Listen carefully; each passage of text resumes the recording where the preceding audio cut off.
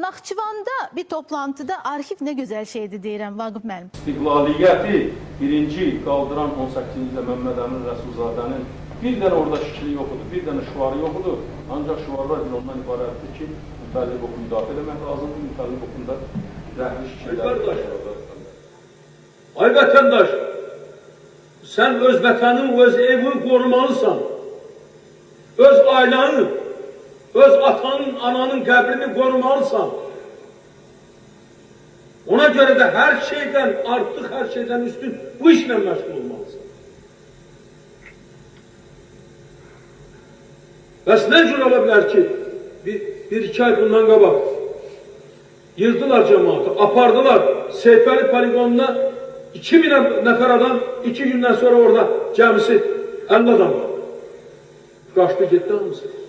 Birinin anası gəlir aparır, birinin bacısı gəlir aparır, birinin atası gəlir aparır. Biri pul verir. Voyankomatdan pul verip kurtarabilmirse gelir oradaki o poligonda pul verir kurtarır. Oradan kurtarabilmirse oradan hərbiyesiyə getiren de yolda kiməsə pul verir kurtarır. Axı bu qeyrətdir mi? Bu Azərbaycanlıqdır mı? Ben bugün məsələni buna göre koymuşam. Ve birinci defa değil ki bu barədə biz sizinle danışırıq. Neçə dəfə demiyorlar?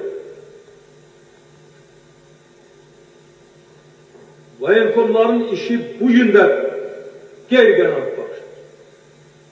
Onların içerisinde rüşvətxorluq devam ediyor. Müdafiə Nazirine mən dəfələrlə bunu demişəm ve bugün de sizin huzurunuzda deyil. Neçə dəfə deyiblər ki, hara gelirsən orduya zala, ancak yoxsulların uşaqları, var adamların uşaqları orduya getmir. Ne üçün?